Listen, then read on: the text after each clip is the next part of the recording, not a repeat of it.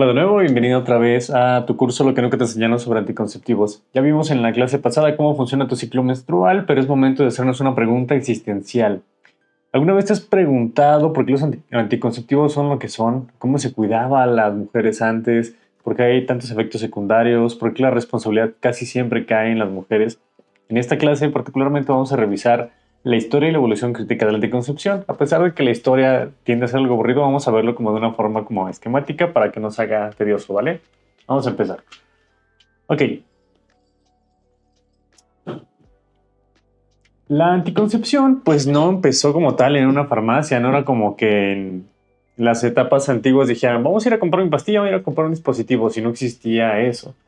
La anticoncepción empezó desde hace mucho antes de eso. Inicialmente hay datos que en Egipto la gente se cuidaba con lo siguiente. Las mujeres utilizaban la popó, o sea, es decir, el excremento, y a esto le agregaban miel para hacer una mezcla como pastosa que se introducían por sus partes, y esto tenía efectos anticonceptivos. Pero te puedes imaginar llenarte de popó y de miel, no tiene como mucho sentido, ¿no?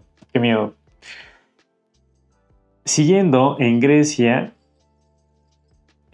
lo que hacían, había una planta que se llamaba silfio. Silfio es el nombre de la planta. Esa planta ya está extinta, pero una planta que también al machacarla, utilizarla, tenía propiedades anticonceptivas. Es decir, que las mujeres pues siempre han buscado cuidarse. Y por otra parte, en África y Asia, aquí las mujeres lo que hacían, utilizaban piedras calientes.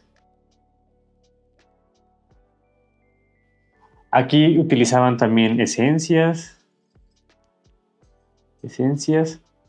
y ellos llegaron a utilizar el método del ritmo, es decir, utilizaban las piedras calientes y estas esencias para vigilar el ciclo, para cambiar los cambios de temperatura, para vigilar como si fuera el método del ritmo. Ahí es donde primeramente se ha descrito. Finalmente pasamos a la Edad Media. En la Edad Media, como todos sabemos, esto era la etapa donde estaba la Inquisición. Entonces, básicamente las mujeres no tenían voz ni voto. Es decir, que la decisión de anticoncepción quedaba a raíz o a cargo de la iglesia, a cargo de los hombres o a cargo del propio Estado, invalidando por completo la opinión de la mujer, los sentimientos, sus propias decisiones, su propio cuerpo.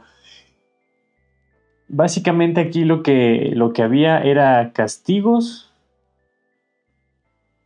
Todo se pensaba que era brujería. Si alguna mujer se quería cuidar, pues la iglesia iba atrás de ellas. ¿Te puedes imaginar lo difícil que era ser mujer en ese tiempo y que te obligaran a tener la cantidad de hijos que se tenían en ese tiempo? Pues como que no estaba muy padre, ¿no? Ok, entonces seguimos avanzando en el tiempo. Más o menos hasta los años 50 o 60, aquí ya estamos en el siglo XX. Más o menos en los años 50 y 60 tenemos un personaje que sale a relucir aquí, que casualmente es mujer. Ella se llama Margaret. Se llama Margaret Sanger. Margaret Sanger es una enfermera que junto con otra activista de apellido McCormick, inventaron o empezaron con la primer píldora anticonceptiva. Aunque estos eran como ensayos preliminares sobre gente o sobre mujeres en Puerto Rico, eran estudios que no estaban como sistematizados, eran estudios que no tenían una validez universal, eran estudios que se hacían en contra de esas mujeres. Sin embargo, les dieron mucha información. La finalidad del estudio era regular el ciclo y básicamente controlar la natalidad.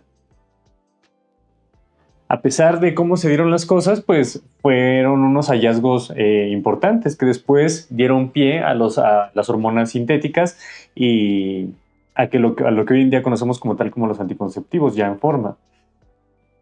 Sin embargo, en estos años 50 y 60 jamás se contempló la salud femenina. Como siempre, a final de cuentas se invalidaba la opinión de la mujer.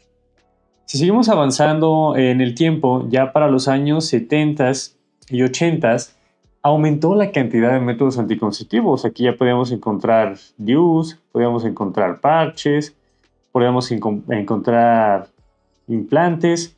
Sin embargo, aunque había un poco más de opciones, aquí lo que se buscaba más que nada era la eficacia.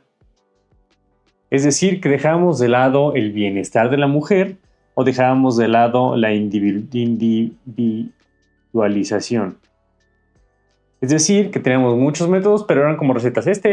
Tomen, tomen, tomen, tomen. O sea, era lo mismo para todas, lo cual pues deja esa brecha grande de la personalización del método acorde a tus necesidades.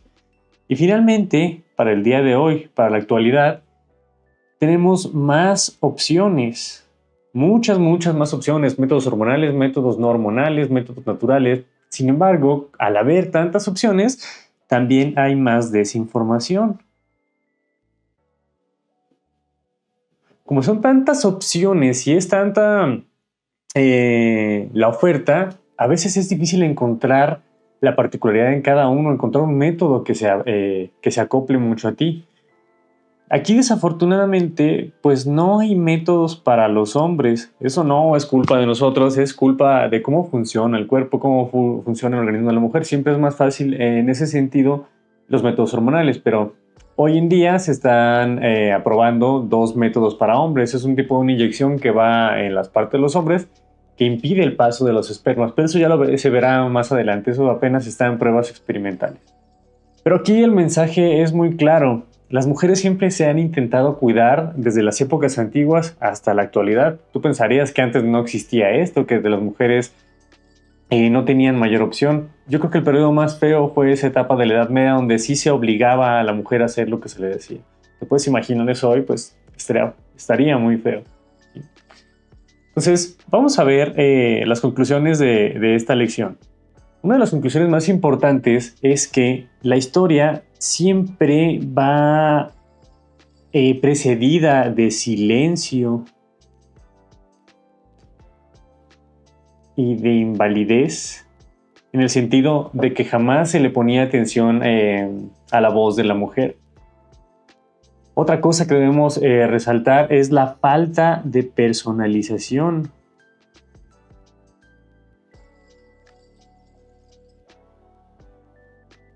Como veíamos, a pesar de que había más métodos, o desde que se empezó a crear la primera píldora y avanzaron los métodos, en realidad se daban como recetas, para cualquier mujer. Ya sabemos que no funciona así. Hay que individualizar cada método para tus necesidades, para lo que tú quieres, incluso para las condiciones médicas que pudieras llegar a tener. Y la tercera conclusión, y yo creo que la más importante que debemos llevarnos, es que debemos aprender a cuestionar la información y saber elegir. De tal forma que el método que tú decidas de verdad sea el que más se adecua a tus necesidades, ¿sí? Entonces hay que llevarte esto de esta clase. En la próxima clase vamos a revisar los mitos más comunes y la evidencia científica sobre la anticoncepción. Vamos a ver todos aquellos chismes, como todos esos mitos, como esas realidades, todo lo que ronda alrededor de la anticoncepción, que a veces causan ruido, causan miedo y pues a veces no es así. Todo esto lo vamos a ver con evidencia científica, ¿vale? Nos vemos en la siguiente clase.